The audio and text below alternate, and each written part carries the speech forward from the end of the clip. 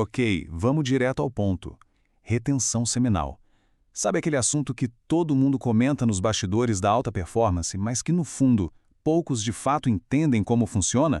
Pois é, a ideia aqui é justamente essa: cortar todo o ruído, deixar o hype de lado e ir direto para a ciência, o que ela de verdade tem a dizer sobre isso. E olha, já vou adiantar, o segredo não está nem perto de onde a maioria das pessoas imagina.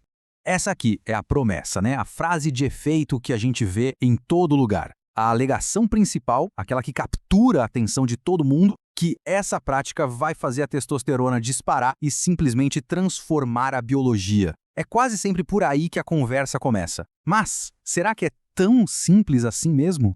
É exatamente aqui que a gente precisa dar uma pausa. O que a biologia de fato diz sobre isso? Porque quando a gente consegue separar o que é marketing do que é ciência de verdade, a história que surge é completamente diferente.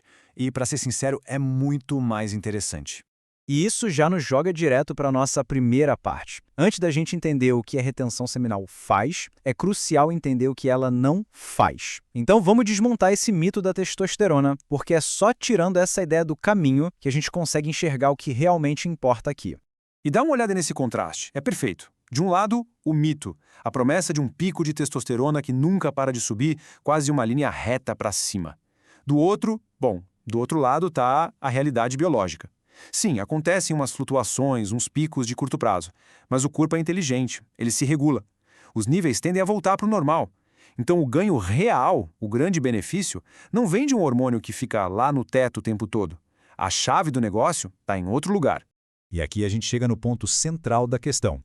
Se aquela grande promessa hormonal não se sustenta a longo prazo, por que então tanta gente relata benefícios que parecem reais?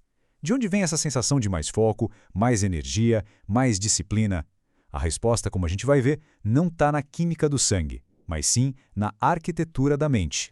O que nos traz para a segunda parte, que foca na mudança de verdade, o comportamento. É aqui que a mágica, se é que podemos chamar assim, acontece. A questão não é sobre o que o corpo produz, mas sobre o que a mente constrói. A mudança não é hormonal, ela é comportamental.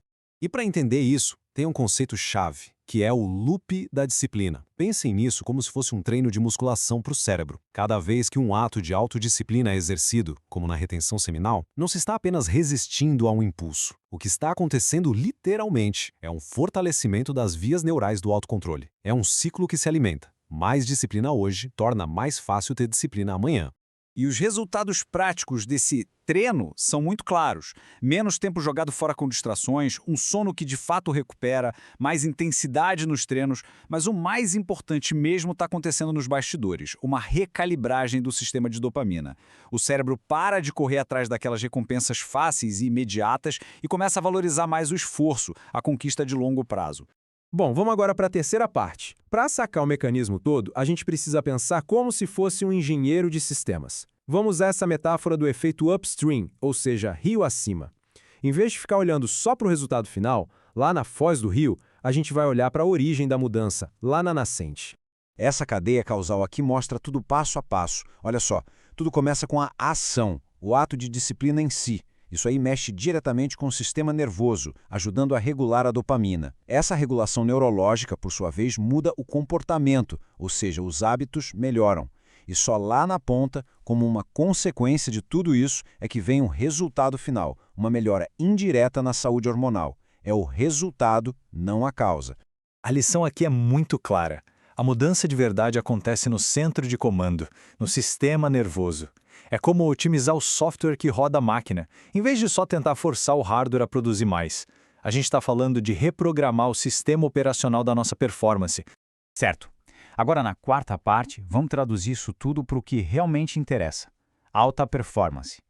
Como é que essa reprogramação neurológica vira resultado de verdade, nos negócios, nos treinos, na vida?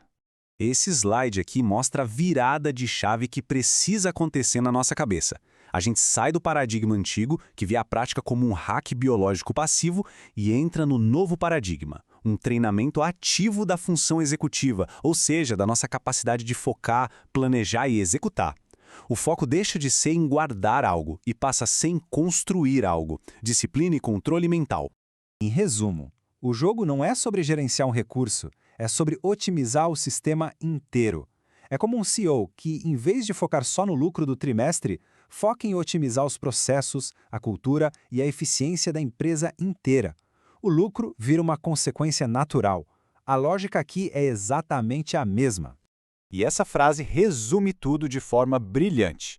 O poder não está no fluido armazenado, está no que muda rio acima no seu sistema nervoso. A transformação real acontece na causa, na raiz do comportamento, e não lá no efeito final. É uma mudança de perspectiva fundamental. E com isso a gente chega na nossa última parte. Vamos amarrar todas as pontas e deixar bem clara qual é a mensagem principal para levar daqui.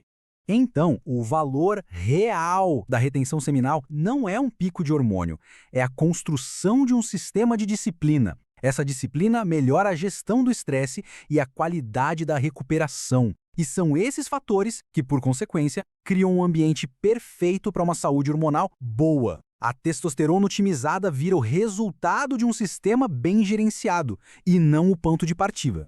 E para fechar, fica aqui uma provocação para a gente pensar.